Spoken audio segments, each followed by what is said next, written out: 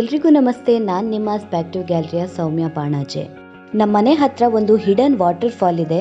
So ಅದನ್ನು ತೋರಿಸೋಣ ಅಂತ ಇವತ್ತು ವಿಡಿಯೋ ಮಾಡ್ಕೊಂಡು ಹೋಗ್ತಾ ಇದ್ದೀನಿ. ನನ್ನ ಜೊತೆ ಇವತ್ತೊಬ್ಬರು ಸ್ಪೆಷಲ್ ಗೆಸ್ಟ್ ಇದ್ದಾರೆ. ನನ್ನ ಫ್ರೆಂಡ್ ಶೈಲೇಶ್ ತೀರ್ಥಹಳ್ಳಿ ಅವರು. ಅವ್ರ ಜೊತೆ ನಾನು ಹೋಗ್ತಾ ಇದ್ದೀನಿ. ನಿಮಗೆ ಈ ವಿಡಿಯೋ ಇಷ್ಟ ಆದರೆ ಲೈಕ್ ಮಾಡಿ, ಕಮೆಂಟ್ ಮಾಡಿ, ಶೇರ್ ಮಾಡಿ, ಹಾಗೆ ಸಬ್ಸ್ಕ್ರೈಬ್ ಆಗಿ ಬೆಲ್ ಬಟನ್ ಕ್ಲಿಕ್ ಮಾಡೋದನ್ನು ಮರಿಬೇಡಿ. ನಾನೀಗ ತೋರಿಸೋ ವಾಟರ್ ಫಾಲ್ ಮಳೆಗಾಲದಲ್ಲಿ ಮಾತ್ರ ತುಂಬಿ ಹರಿಯುತ್ತೆ. ಸೊ ಇವಾಗ ನೀರಿನ ಹರಿವು ಹೇಗಿದೆ ಗೊತ್ತಿಲ್ಲ. ಇಲ್ಲಿ ತುಂಬ ದಿನಗಳಿಂದ ಯಾರೂ ಬರದೇ ಇರೋದ್ರಿಂದ ದಾರಿಯೆಲ್ಲ ಮುಚ್ಚೋಗಿತ್ತು. ಸೊ ಹುಡ್ಕೊಂಡು ದಾರಿ ಮಾಡ್ಕೊಂಡು ಹೋಗಬೇಕಾಗಿತ್ತು. ನಾನು ವಿಡಿಯೋ ಮಾಡ್ತಿರೋದ್ರಿಂದ ಶೈಲೇಶ್ ಅವರೇ ಮುಂದೆ ಹೋಗ್ತೀನಿ ಅಂತಂದರು. ನಮಗೆ ವಾಟರ್ ಫಾಲ್ ಸೌಂಡ್ ಕೇಳ್ತಾ ಇತ್ತು, ಆದರೆ ಎಲ್ಲಿ ಯಾವ ದಾರಿಯಲ್ಲಿ ಹೋಗಬೇಕು ಅಂತ ಗೊತ್ತಾಗ್ತಾ ಇರಲಿಲ್ಲ. ಹಳೆ ದಾರಿಗಳು ಇದ್ವು, ನಾವು ಸಣ್ಣ ಇರುವಾಗೆಲ್ಲ ಹೋಗ್ತಾ ಇದ್ವಿ. ಬಟ್ ಇವಾಗ ಅದೆಲ್ಲ ಮುಚ್ಚೋಗಿದೆ. ಇನ್ನೊಂದೇನೆಂದರೆ ನಮಗೆ ಈ ಜಲಪಾತಕ್ಕೆ ಹೋಗೋ ಉದ್ದೇಶ ಇರಲಿಲ್ಲ. ನಾವು ಅಲ್ಲಿ ಬೆಟ್ಟ ನೋಡೋಕ್ಕೆ ಹೋಗಿದ್ವಿ. ಸೊ ಅಲ್ಲಿ ಹೋದಾಗ ನಮಗೆ ಜಲಪಾತದ ಸೌಂಡ್ ಕೇಳಿಸ್ತು, ನೀರು ಹರಿಯೋ ಸೌಂಡ್ ಕೇಳಿಸ್ತಿತ್ತು. ಸೊ ತುಂಬ ದಿನಗಳಾಗಿತ್ತು ನಾನು ಅಲ್ಲಿಗೆ ಹೋಗದೆ. ಹಾಗಾಗಿ ಹೋಗೋಣ ಅಂತಂದೆ. ಅವ್ರು ಫಸ್ಟ್ ಉದಾಸೀನ ಮಾಡಿದರು, ಅಯ್ಯೋ ಬೇಡ, ಇಲ್ಲೆಲ್ಲ ಹೊಸ ದಾರಿ ಹುಡ್ಕೊಂಡು ಹೋಗಬೇಕು ಅಂತೇಳಿ. ಆದರೆ ಅಲ್ಲಿಗೆ ಹೋಗಿದ್ರಿಂದ ಒಂದು ಪ್ರಯೋಜನ ಆಯಿತು. ಅದೇನು ಅಂಥೇಳಿ ಈ ವಿಡಿಯೋದಲ್ಲಿ ನೆಕ್ಸ್ಟ್ ಬರುತ್ತೆ ನೋಡಿ. ನಾವು ನೀರಿನ ಸೌಂಡನ್ನೇ ಕೇಳಿಕೊಂಡು ಮುಂದೆ ಬಂದಿದ್ದರಿಂದ ಸ್ವಲ್ಪ ಬೇಗನೆ ಸಿಕ್ತು. ನೋಡಿ ಇಲ್ಲಿ ಕೆಳಗಡೆ ಕಾಣಿಸ್ತಿದೆ. ನೀರಿನ ಹತ್ರ ಏನೋ ಬಂದ್ವಿ, ಆದರೆ ನಾವು ಮಾಡಿದ ತಪ್ಪೇನಂತ ಹೇಳಿದರೆ ನಾವು ವಾಟರ್ ಫಾಲಿನ ಮೇಲ್ಗಡೆ ಬಂದ್ವಿ. ಆ್ಯಕ್ಚುಲಿ ನಾವು ಕೆಳಗಡೆ ಇಳಿಬೇಕೀಗ. ಸೊ ಇಳಿಬೇಕಂತೇಳಿದರೆ ಈ ಥರ ಇಲ್ಲಿ 2 ಮರ ಬಿದ್ದಿದೆ ದೊಡ್ಡದು. ಅದನ್ನು ದಾಟ್ಕೊಂಡು ಮುಂದಕ್ಕೆ ಹೋಗಬೇಕು. ಆ್ಯಂಡ್ ಕೆಳಗೆ ಇಳಿಯೋದಕ್ಕೆ ಹೊಸ ದಾರಿಯನ್ನು ಹುಡ್ಕೋಬೇಕು. ಸೊ ಮೇಲ್ಗಡೆಯಿಂದ ಈ ಥರ ವ್ಯೂ ಕಾಣ್ತಾ ಇದೆ ನೋಡಿ, ಇಷ್ಟು ಚೆನ್ನಾಗಿ ವ್ಯೂ ಕಾಣ್ತಾ ಇದೆ. ಸೊ ನಾವೀಗ ಕೆಳಗಡೆ ಹೋಗಬೇಕು. ನಾನು ಸೈಡಲ್ಲಿ ಒಂದು ಸಣ್ಣ ದಾರಿ ಇತ್ತು, ಆ ದಾರಿ ಮೂಲಕ ಕೆಳಗಡೆ ಬಂದೆ. ಬಟ್ ಇವರು ಅಲ್ಲಿಂದಲೇ ಇಳಿತೀನಿ ಅಂತ ಹೇಳಿದರು, ಅದ್ರ ಜೊತೆ ವಿಡಿಯೋ ಮಾಡು ಅಂತ ಹೇಳ್ತಿದ್ರು. ಸೊ ಹಾಗಾಗಿ ವಿಡಿಯೋ ಮಾಡಿದ್ದೀನಿ. ತುಂಬ ಸಾಹಸ ಪಟ್ಕೊಂಡು ಇಳಿತಾ ಇದ್ದಾರೆ ಇವರು.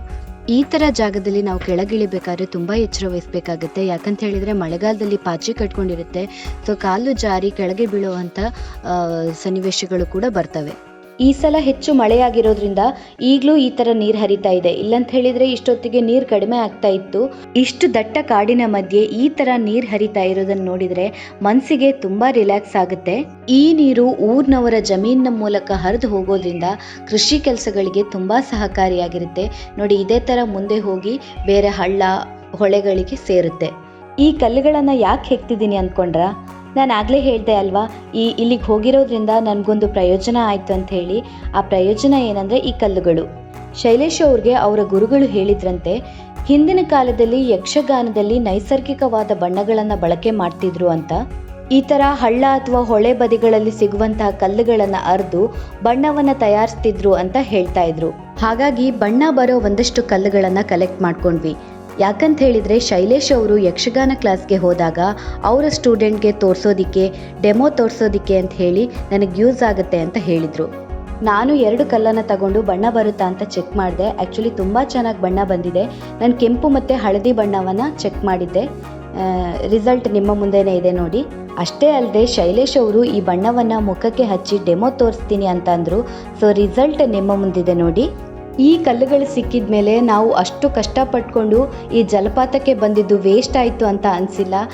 ಅಷ್ಟೇ ಅಲ್ಲದೆ ಒಂದಷ್ಟು ಟೈಮನ್ನು ನೇಚರಲ್ಲಿ ಸ್ಪೆಂಡ್ ಮಾಡಿರೋದ್ರಿಂದ ಮನಸ್ಸಿಗೂ ತುಂಬ ರಿಲ್ಯಾಕ್ಸ್ ಆಯಿತು. ಸೊ ಈ ಥರ ಕಲ್ಲುಗಳನ್ನು ಕಲೆಕ್ಟ್ ಮಾಡಿಕೊಂಡು ನಾವು ಮನೆಗೆ ಹೋಗೋಕ್ಕೆ ತಯಾರಾದ್ವಿ. ನಾನು ಕೆಳಗಡೆ ಇಳಿದಂಥ ಜಾಗದಲ್ಲೇ ಮೇಲಕ್ಕೆ ಬಂದರೆ ಇವರು ಜಲಪಾತದ ಥ್ರೂನೇ ಬರ್ತೀನಿ ಅಂತ ಅಂದರು. ಸೊ ಆಯಿತು, ಓಕೆ ಅಂತಂದೆ. ಹಾಗಾಗಿ ಅವರು ಅಲ್ಲಿಂದಲೇ ಮೇಲ್ಗಡೆ ಹತ್ಕೊಂಡು ಬಂದರು. ಇನ್ನೀಗ ಮತ್ತೆ ಬಂದ ದಾರಿಯಲ್ಲೇ ಹೋಗಬೇಕು. ಅದು ತುಂಬ ಕಷ್ಟದ ಕೆಲಸ. ಯಾಕಂತ ಹೇಳಿದರೆ ಎಲ್ಲಿ ಬಂದಿದ್ವಿ ಅಂತಲೇ ಗೊತ್ತಾಗ್ತಾ ಇಲ್ಲ. ಸೊ ಮತ್ತೆ ದಾರಿ ಹುಡ್ಕೊಂಡು ಹೋಗಬೇಕು. ನಮ್ಮ ಊರಿನ ಕಾಡುಗಳಲ್ಲಿ ಮಳೆಗಾಲದಲ್ಲಿ ಸಾಮಾನ್ಯವಾಗಿ ಈ ಥರ ಸಣ್ಣ ಸಣ್ಣ ಜಲಪಾತಗಳು ಕಾಣಸಿಗ್ತವೆ. ನಾನು ಈ ಥರ ಜಾಗಗಳನ್ನು ಎಕ್ಸ್ಪ್ಲೋರ್ ಮಾಡೋದಕ್ಕೆ ಸ್ವಲ್ಪ ಹಿಂದೇಟು ಹಾಕ್ತೀನಿ. ಯಾಕಂತ ಹೇಳಿದರೆ ನಮ್ಮ ಮೂಲಕ ಇನ್ನೊಂದಷ್ಟು ಜನ ಹೋಗ್ತಾರೆ. ಬರೀ ಹೋಗಿ ಖುಷಿ ಪಟ್ಕೊಂಡು ಬಂದರೆ ಏನೂ ಸಮಸ್ಯೆ ಇಲ್ಲ. ಅಲ್ಲಿ ಹೋಗಿ ಪ್ಲಾಸ್ಟಿಕ್ ಐಟಮ್ಸ್, ಬಟ್ಟೆಗಳು, ಈ ಥರ ಬೇಡದ ಸಾಮಗ್ರಿಗಳನ್ನು ಎಸೆದ್ರೆ ನನಗೆ ತುಂಬ ಬೇಜಾರಾಗುತ್ತೆ. ಯಾಕಂತ ಹೇಳಿದರೆ ನಮಗೆ ನೇಚರ್ ಇಷ್ಟೆಲ್ಲ ಕೊಡ್ತಾ ಇದೆ ಅಂತ ಹೇಳಿದರೆ ನಾವು ಆ ನೇಚರನ್ನು ಕ್ಲೀನಾಗಿ ಇಟ್ಕೊಳ್ಳೋದು ನಮ್ಮ ಕರ್ತವ್ಯ ಆಗಿರುತ್ತೆ. ಸೊ ಎಲ್ಲಾದರೂ ನಾವು ಈ ಥರ ಹೋಗ್ತೀವಿ ಅಂತ ಹೇಳಿದರೆ ದಯವಿಟ್ಟು ಆ ಥರ ಕಸಗಳನ್ನು ಎಸೆಯೋಕ್ಕೆ ಹೋಗಬೇಡಿ. ನಮ್ಮ ಸುತ್ತಮುತ್ತಲಿನ ಪ್ರಕೃತಿಯನ್ನು ನಾವು ಚೆನ್ನಾಗಿಟ್ಕೊಂಡ್ರೆ ನಮಗೆ ಪ್ರಯೋಜನ ಅನ್ನೋದನ್ನು ಮರೆಯೋದು ಬೇಡ. ಸೊ ಇದನ್ನು ಹೇಳ್ತಾ ನಾನು ಇವತ್ತಿನ ಈ ವಿಡಿಯೋನ ಕಂಪ್ಲೀಟ್ ಮಾಡ್ತಾ ಇದ್ದೇನೆ. ನಿಮಗೆ ಈ ವಿಡಿಯೋ ಇಷ್ಟ ಆದರೆ ಲೈಕ್ ಮಾಡಿ, ಕಮೆಂಟ್ ಮಾಡಿ, ಶೇರ್ ಮಾಡಿ, ಸಬ್ಸ್ಕ್ರೈಬ್ ಆಗಿ, ಬೆಲ್ ಐಕಾನ್ ಕ್ಲಿಕ್ ಮಾಡೋದನ್ನು ಮರಿಬೇಡಿ. ಇನ್ನೊಂದು ವಿಡಿಯೋದಲ್ಲಿ ಸಿಗ್ತೀನಿ. ಅಲ್ಲಿ ತನಕ ಥ್ಯಾಂಕ್ ಯು.